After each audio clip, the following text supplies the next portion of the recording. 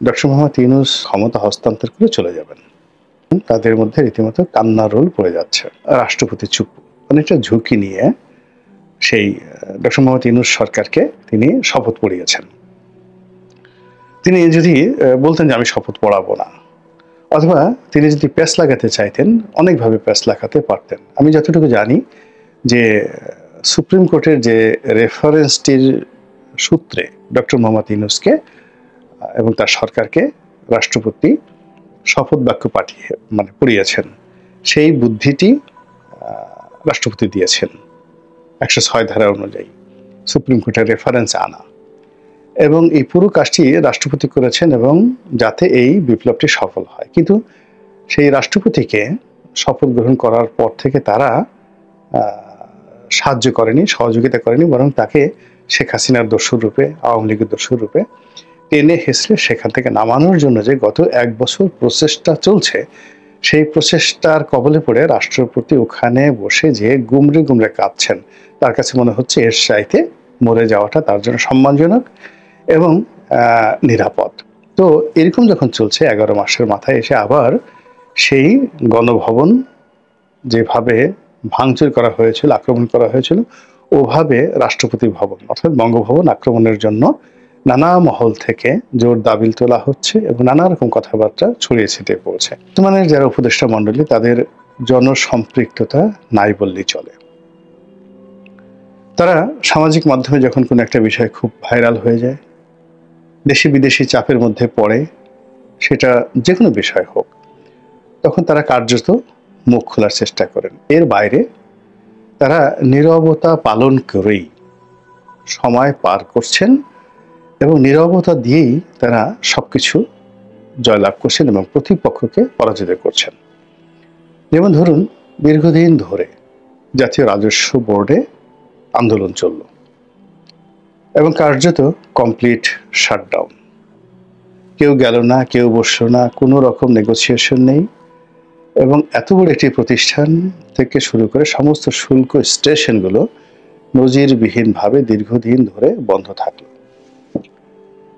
এরপর আন্দোলনকারীদের যখন হাঁটু ব্যথা হয়ে গেল, কোমরে ব্যথা হয়ে গেল, চাকরি হারানোর ভয় এসে গেল, ঠিক সেই সময়টিতে সরকার সাঁড়াশি অভিযান চালালো। আর এখন সেই আন্দোলনকারীদের মধ্যে যারা শীর্ষ, তাদের কাউকে বরখাস্ত করা হচ্ছে, কাউকে চাকরিচ্যুত করা হচ্ছে, কারোর বিরুদ্ধে দুর্নীতি দমন কমিশনকে লাগিয়ে দেওয়া হচ্ছে এবং তাদের মধ্যে রীতিমতো কান্নার রোল পড়ে যাচ্ছে। ফলে রাজনৈতিক সরকারের সময়টাতে যেভাবে বিদ্রোহ হতো, বিপ্লব হতো, তা এই জমানাতে ম্যাটিকুলাসলি অনেকটা আন্দোলনকারীদের জন্য আত্মঘাতী ব্যবস্থাতে রূপান্তরিত হয়ে যাচ্ছে।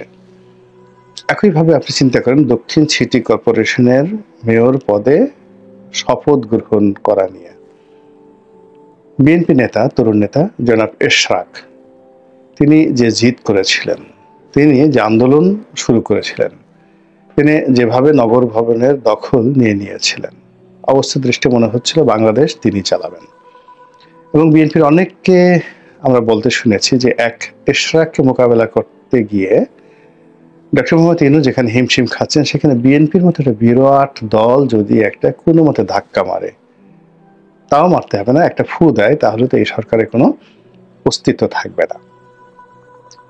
তো সেই আন্দোলন 1 মাস, 2 মাস, 3 মাস এভাবে এনবিআরের মতো ছেড়ে দেওয়া হলো প্রকৃতির হাতে, আল্লাহর হাতে ছেড়ে দেওয়া হলো।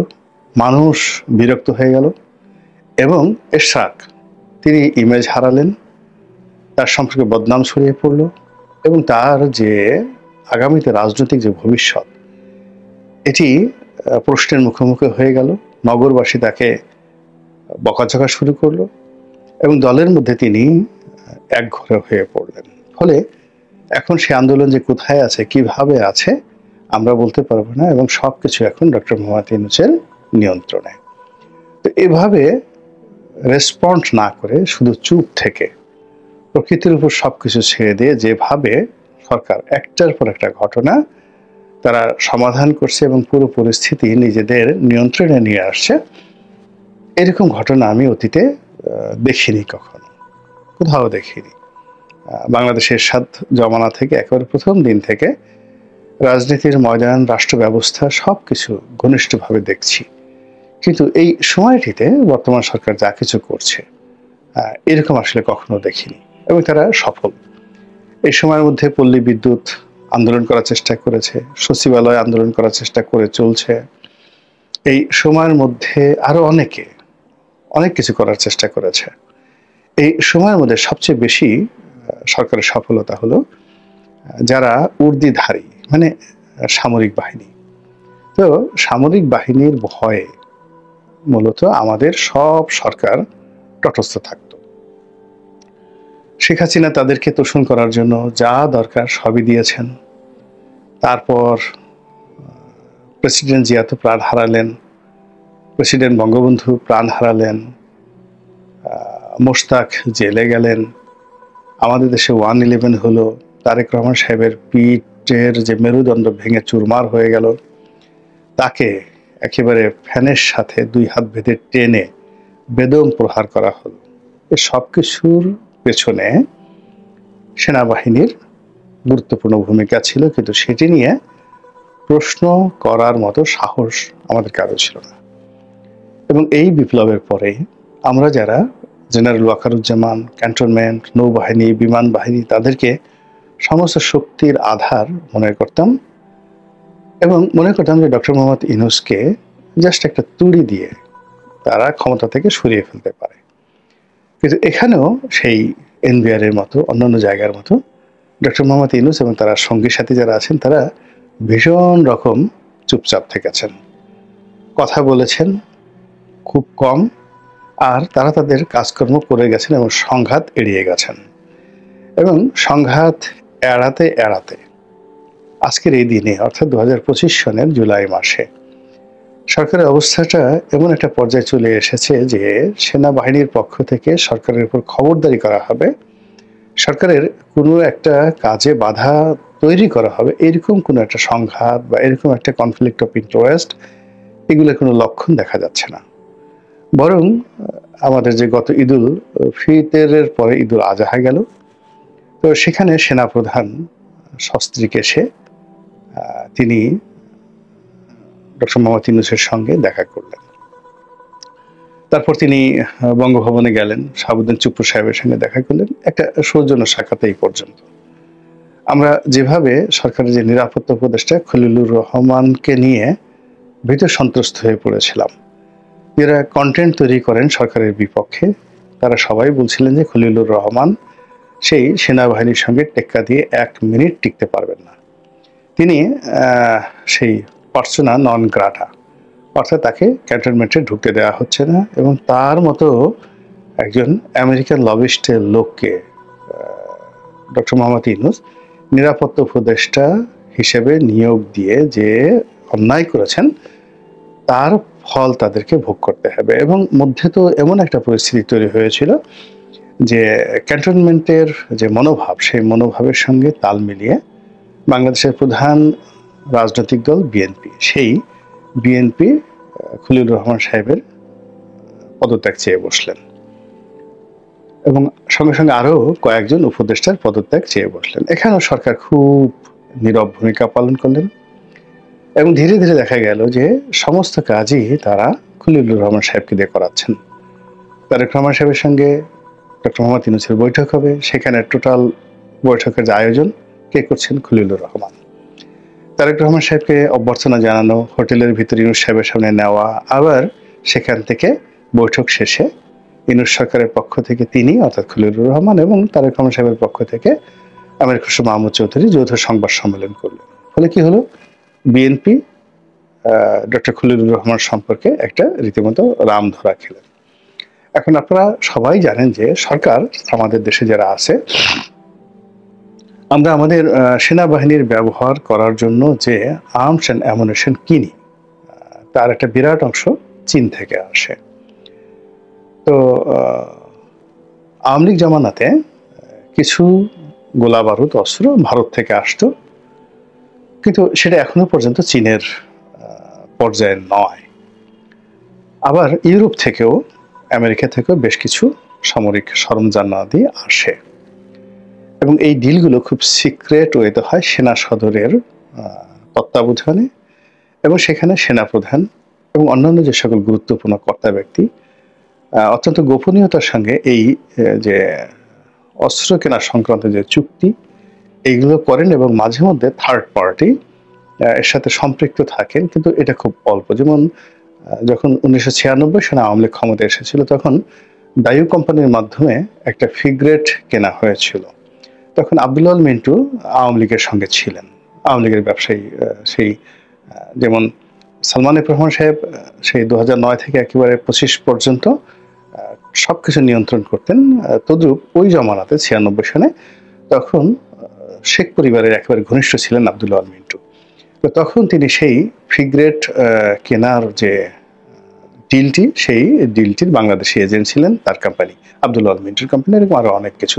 এবং সেটা নিয়ে মামলা হয়েছিল, দুর্নীতির মামলা। সেই মামলাটার কি অবস্থা, চলছে না খালাস পেয়েছেন, আমি এখন পর্যন্ত জানি না। তো এরকম সেনাবাহিনীর অনেক বা নৌবাহিনী, বিমান বাহিনীর অনেক কিছু সরবরাহ করা হয়, সেক্ষেত্রে রাষ্ট্র টু রাষ্ট্র হয়। আবার এর বাইরে এরকম আব্দুল আল মিন্টুর মতো বা সালমান এফ রহমানের মতো বা এখন যারা ইউনূস সরকারের খুব ঘনিষ্ঠজন রয়েছেন, এই সমস্ত লোকজন এই ডিলগুলো করেন, বেসরকারি বা বেসামরিক প্রতিষ্ঠান সমূহ। তো সেই বিষয়গুলো যাই হোক না কেন, সেখানে সেনাপ্রধানের একটা বা নৌবাহিনী প্রধান, বিমান বাহিনী প্রধানের একটা গুরুত্বপূর্ণ ভূমিকা পালন করেন। এবং এরকম কয়েকটি বৈঠক সেনাপ্রধানের সঙ্গে আমেরিকার হওয়ার কথা ছিল, তারপরে চীনে যাওয়ার কথা ছিল সেনাপ্রধানের, আমরা এটা শুনেছিলাম। এখন সেটা কি এই অস্ত্র কেনা সংক্রান্ত, না কি কোনো সামরিক বিষয়াদি নিয়ে আলাপ আলোচনা, নাকি অন্য কোনো কিছু, আমরা জানি না, বিকজ পুরোটাই আসলে রাষ্ট্রীয় গোপনতা। কিন্তু দেখা গেল যে সেই সমস্ত জায়গাতেও ডক্টর খলিলুর রহমান রাষ্ট্রের প্রতিনিধিত্ব করেছেন, এবং সেখানে রাষ্ট্রকে অতিক্রম করে সেনাপ্রধান সেখানে যেতে পারেনি। It means the whole situation and environment is controlled by the Yunus government and operated by the Khalilur Rahman itself. It's a grand victory. তো এই অবস্থাতে সরকার যে একটার পর একটা সফলতা দেখিয়ে যাচ্ছে, সেই সফলতা ধারাবাহিকতায় 2025 সনের জুলাই আগস্টে যে কথাগুলো নতুন করে এসেছে, সেটা হলো বর্তমান নির্বাচন কমিশনার বা প্রধান নির্বাচন কমিশনার বা কমিশন, তারা কি থাকবে না পদত্যাগ করবে? সরকারের যারা কিংস পার্টি গত কিছুদিন ধরে তারা এই কমিশনের পদত্যাগ দাবি করে আসছে, এবং তারা সন্দেহ করছে যে এই কমিশনের বেশিরভাগ কর্তা ব্যক্তি বিএনপি মাইন্ডেড, এবং তারা বিএনপিকে জেতানোর জন্য তারা চেষ্টাচরিত করে যাচ্ছেন। তো কাজেই এই কমিশনের অধীনে নিরপেক্ষ নির্বাচন হতে পারে না, এনসিপি এই দাবি তুলছে। এবং এর প্রেক্ষিতে নজিরবিহীনভাবে প্রধান নির্বাচন কমিশনার যিনি রয়েছেন, তিনি ডক্টর মোহাম্মদ ইউনূসের সঙ্গে তার বাসভবনে দেখা করেছেন, যেটা স্বাধীন বাংলাদেশে হয়নি। এখন এটি হতে পারে, অনেক কিছু হতে পারে, কিন্তু এই বৈঠকের পরে প্রধান নির্বাচন কমিশনার পক্ষ থেকে যে বক্তব্য দেওয়া হয়েছে, সেগুলো অনেকটা আউলা ঝাউলা, এগুলোর সঙ্গে বাস্তবতার কোনো মিল নেই এবং এলোমেলো। সেই এলোমেলো কথার কারণে মনে হচ্ছে যে তিনি বিব্রত, তিনি যাকে বলা হয় কি করতে যাচ্ছেন বা কি করবেন সেগুলো নিয়ে তিনি চিন্তিত। এবং একই সঙ্গে অতি সম্প্রতি সাবেক দুজন প্রধান নির্বাচন কমিশনার হাবিবুল আওয়াল এবং জনাব নুরুল হুদা, তাদেরকে যেভাবে গ্রেপ্তার করা হয়েছে, কারাগারে নেওয়া হয়েছে, তাদেরকে যেভাবে রিমান্ডে নেওয়া হয়েছে, তাদেরকে যেভাবে 164 ধারায় তারা যেভাবে জবানবন্দি দিয়ে তাদের অতীতের কৃতকর্মের জন্য তারা যেভাবে স্বীকারোক্তি দিয়েছেন, এবং মোটামুটি নুরুল হুদাকে যেভাবে উত্তম মাধ্যম দেওয়া হয়েছে, পিটুনি দেওয়া হয়েছে, তাও আবার যেন তেন পিটুনি নয়, জুতো দিয়ে পিটুনি দেওয়া হয়েছে। আর হাবিবুল আওয়ালকে কোর্টে ওঠার সময় তার মুখে যেভাবে থুথু নিক্ষেপ করা হয়েছে, এটি বর্তমান যারা নির্বাচন কমিশন রয়েছে সেখানে তাদের একটা ভীষণ রকম সাইকোলজিক্যাল সমস্যা তৈরি করেছে, মনস্তাত্ত্বিক সমস্যা তৈরি করেছে। তো সেই কারণে তারা ডক্টর মোহাম্মদ ইউনূসের সঙ্গে দেখা করতে পারেন, এবং অথবা এনসিপি যে দাবি করছে সেই দাবি নিয়ে কোনো কথাবার্তা হতে পারে, আরো অনেক কিছু। কিন্তু ব্যাপারটা হলো যে ডক্টর মোহাম্মদ ইউনূসের সঙ্গে তার যে বৈঠকটি, এটি আনইউজুয়াল, অস্বাভাবিক এবং আনপ্রেসিডেন্টেড, কখনো ইতিপূর্বে যেটা হয়নি। গেল নির্বাচন কমিশন, এখন রাষ্ট্রপতি চুপ। তিনি কি কার্যকর আছেন? তিনি কি গৃহবন্দী? তিনি কি ওখান থেকে বের হয়ে রাষ্ট্রপতি হিসেবে কোনো কাজকর্ম করতে পারেন? আপাত দৃষ্টিতে মনে হচ্ছে যে তিনি গণভবনের মানে তিনি বঙ্গভবনের ভিতরে আছেন বটে, তবে ডক্টর মোহাম্মদ ইউনূসের হুকুমের বাইরে একটি উহ বা একটি আহ শব্দ করার ক্ষমতা তার নেই। তিনি তার সমস্ত বুদ্ধি, প্রজ্ঞা, মেধা দিয়ে